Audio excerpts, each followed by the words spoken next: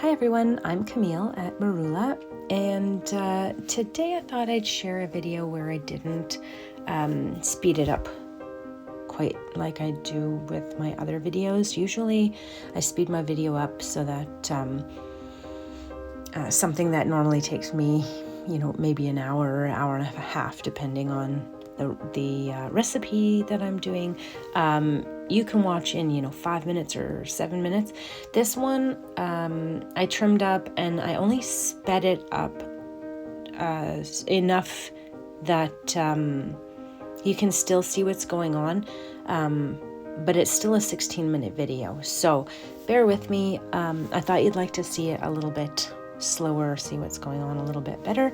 We'll see how it goes. So today's batch is a Christmas recipe. It's got canola oil, coconut oil, tallow, and shea butter. They're nice, slow-moving oils. So as I soak at room temperature, really I'll get them to trace, and they basically stay there for quite a while. So I have lots of time to work with to do my pattern without having to rush myself and potentially make mistakes. So that's one of the main reasons that I like to work at room temperature is so that I can get it to trace and then work with it without, being in a hurry. So that's what I've done here. Mixed my room temperature oils with my room temperature lye water, brought it to trace, added my essential oils. This recipe got peppermint and cedarwood, so it's got a nice woodsy, pepperminty woodsy, refreshing aroma to it that I really like. I like the way that those two fragrances pair together. And I'll pop the recipe into the description area. If you wanted to try it out, you can go ahead. If you just like watching soaping videos, enjoy. So once I've brought this one to trace, I split my batch off into two separate amounts. The green is Jungle Green Mica from Voyager Soap and Candle Company, and I started with quite a bit less than the white batter because I wanted to get a graduated swirl pattern. So it's going to start dark at the bottom and then gradually get lighter to the top, and then the very tops are just white. So the swirl pattern in this one, it's a drop pour, but what I did is instead of, making just regular circles or just going back and forth lengthways or widthways, once I got the base color poured, the layers further up that I had sink into that bottom layer, I started pouring them kind of diagonally, small circles diagonally, and what that ended up doing, and I'm super happy with the way that it turned out. They ended up like wispy peaks. It just turned out so well, and you'll see that in the cut. But yeah, so the way that I poured it diagonally gave it these really neat looking peaks in the inside of the bar. And quite honestly, I'm gonna have to do this pattern again with like some reds and oranges and yellows and golds, because I think it would make really cool looking flames. But anyways, back to Winter Wonderland. So we've got these graduated colors working our way up the bar. It took me quite a while because I did nice little swirls, but that's what gave this batch its really neat looking peaks.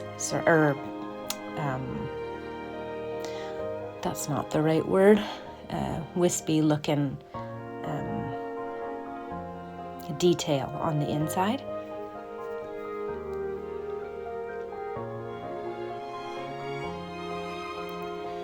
I mentioned earlier about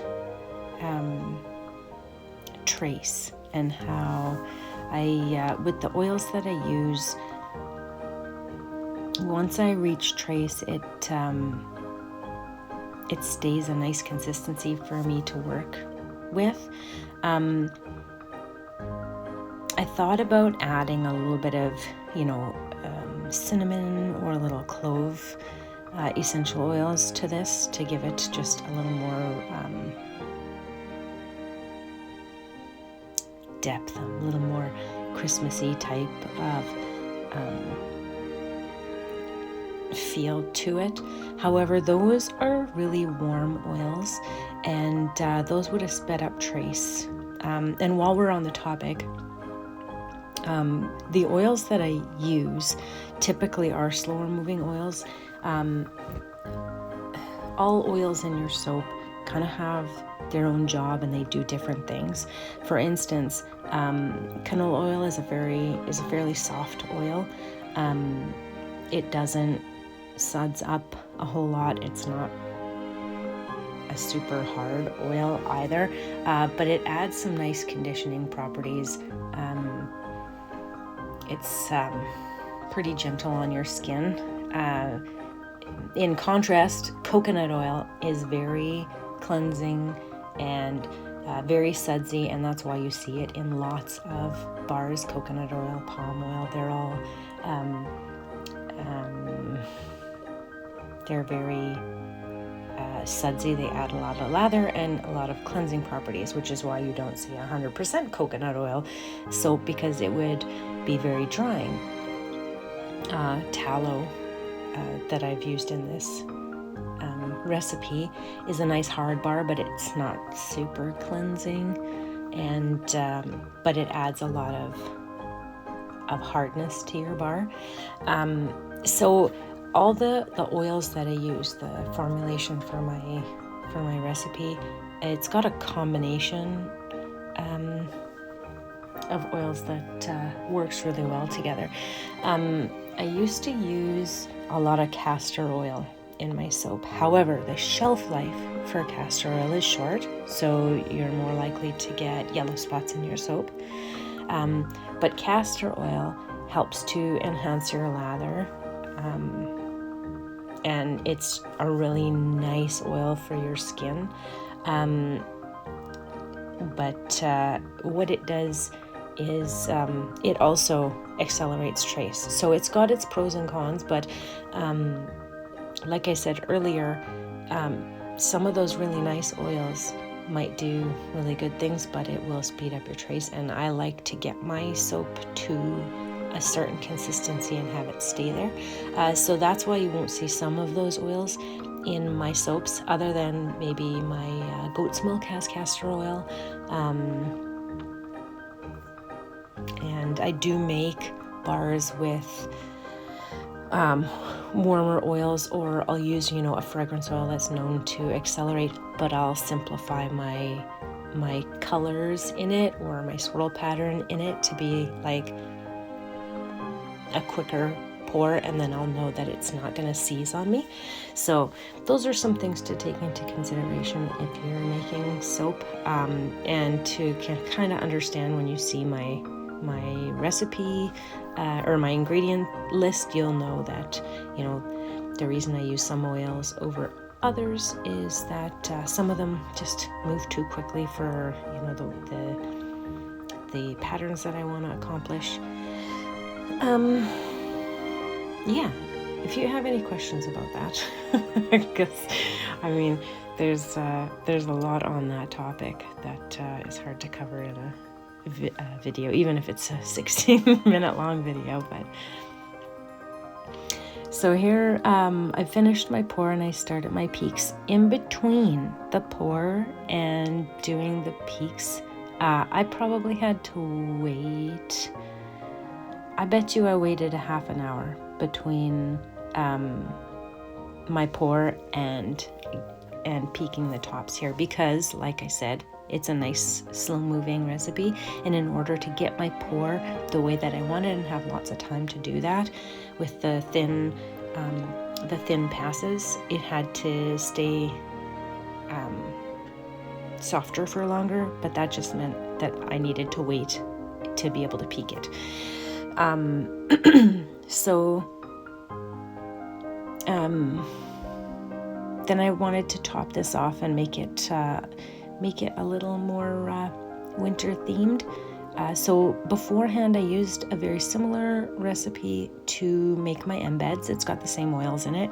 And I just made these little evergreen trees to put on the tops. I like my embeds. And honestly, I've started looking up, and actually I've made my first batch already, and I'll probably make a video on it in the future, but making soap dough. So I'm going to explore the world of soap dough for making embeds.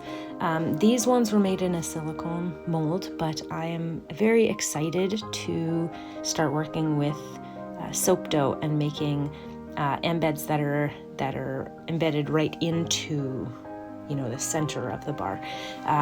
So yes, very excited to work with that, and you might see them in upcoming videos.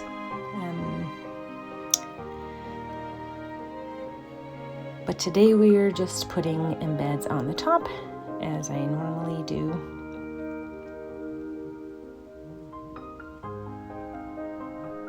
And then I'm going to finish it off with some, this one's called Leprechaun Kisses. It's from a company called The Good Glitter, and they're biodegradable glitter made from plant cellulose, so they are safe for the environment. And they're really cute. They have so many cool glitters. I like how their glitter is in, multiple sizes and colors. They're really pretty.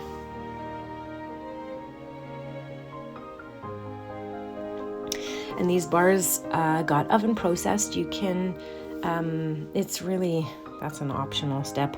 I like the way that it brightens up the colors though. I set my oven to about 150 degrees, pop my soaps in there once they're all finished being poured and decorated. And then I have a contactless thermometer that I monitor my loaves, and when they've reached 150 degrees, I'll pull them out and I'll finish curing them at room temperature. I like oven processing my soap because it finishes quicker, it cures, it soaks quicker, and I can cut it quicker.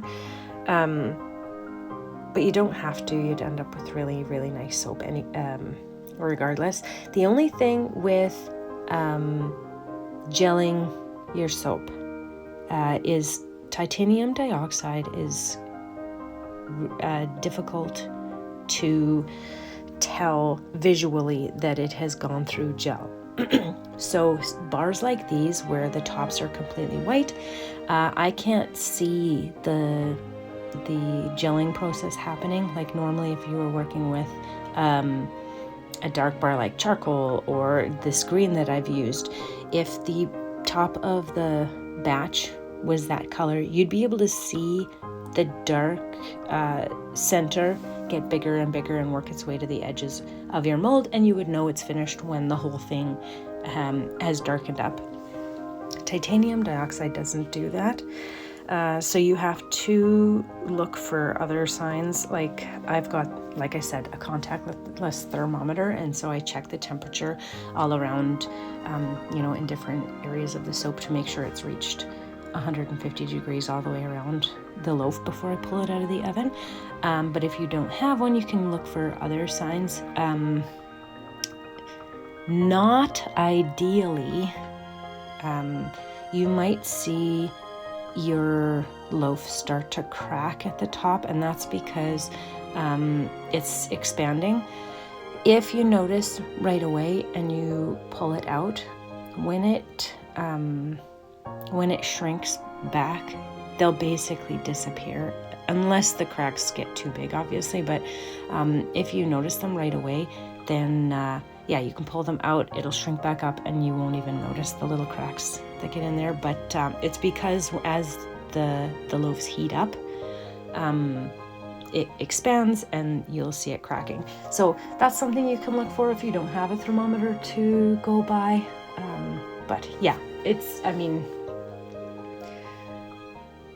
I just use like a little contactless baby thermometer, and that works really well. So then these bars, I can usually cut the following day. If I soap in the afternoon, usually I can cut by the next morning. Give a little trim. I like to take off the outer edges because they can get a little sharp when your soap's cure, nice and hard.